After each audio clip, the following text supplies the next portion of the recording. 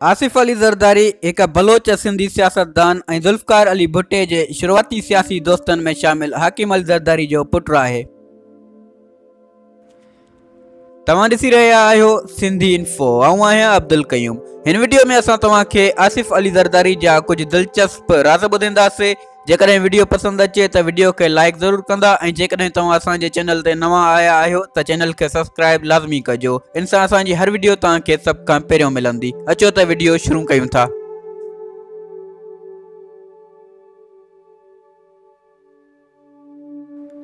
आसिफ अली ज़रदारी जो असल नालो सजावल ख़ान आहे, जेको संदसि परॾाॾे जो नालो हो।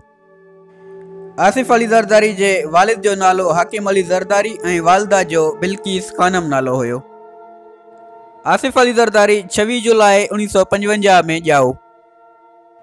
माज़ी में घोड़सवारी जो शौक़ीन रहियो आहे। आसिफ ज़रदारी जी पसंदीदा रांदि पोलो आहे।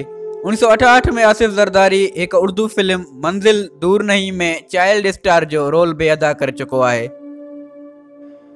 1987 जो साल आसिफ ज़रदारी लाइ फ़ैसलाइतो साल साबित थियो। 18 दिसंबर 1987 ते संदसि शादी मोहतरमा बेनज़ीर भुट्टो सां थी।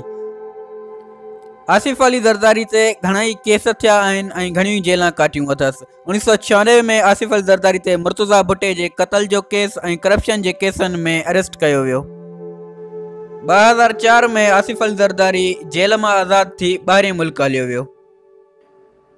जॾहिं बेनज़ीर खे 27 दिसंबर 2007 में शहीद कयो वियो, ज़रदारी ॿाहिरि मुल्क मां पाकिस्तान अची PP जी कमान संभाली।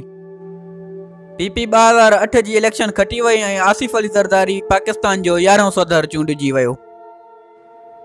ज़रदारी जे दौरे हुकूमत में PP ते ॾाढी तनक़ीद थी, चाहे उहो 2010 जो सैलाब हुजे या दहशतगर्दी या करप्शन। ज़रदारी खे हुकूमत हलाइण में तमामु घणियूं मुश्किलातूं आयूं, पर वरी बि ज़रदारी जो इहो रिकॉर्ड आहे त हू पाकिस्तान जो पहिरियों चूंडियल सदर आहे जंहिं 5 साल पूरा कया।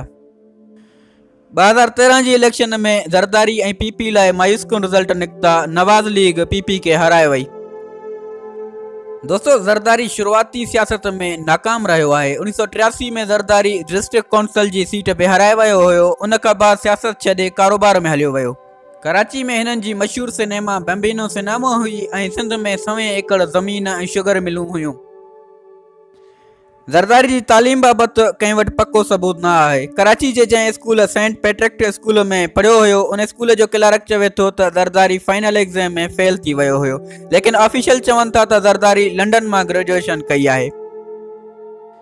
दोस्तों, जॾहिं सिंगापुर जो जहाज़ फ्लाइट 117 हाईजैक थियो हुयो, उन वक़्तु दहशतगर्दनि आसिफ अली ज़रदारी जी जेल मां आज़ादी जो मुतालबो कयो हो, पर दहशतगर्द सिंगापुर जे कमांडो हथां मारिजी विया हुआ।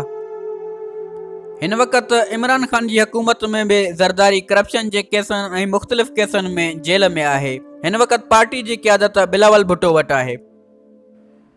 ज़रदारी खे 3 ॿार आहिनि, बिलावल भुट्टो, बख्तावर भुट्टो ऐं आसिफा भुट्टो।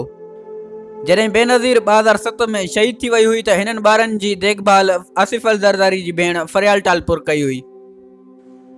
दोस्तों, हिस्ट्री पाकिस्तान जी रिपोर्ट मुताबिक़ आसिफ अली ज़रदारी पाकिस्तान जो 3 नंबर अमीर तरीन शख्स आहे। जेकॾहिं वीडियो पसंद आई आहे त वीडियो खे लाइक ज़रूर कंदा ऐं चैनल खे सब्सक्राइब। असां रोज़ानो दिलचस्प मालूमात ॾींदा रहंदा आहियूं। मिलूं था नेक्स्ट वीडियो में। अल्लाह हाफ़िज़।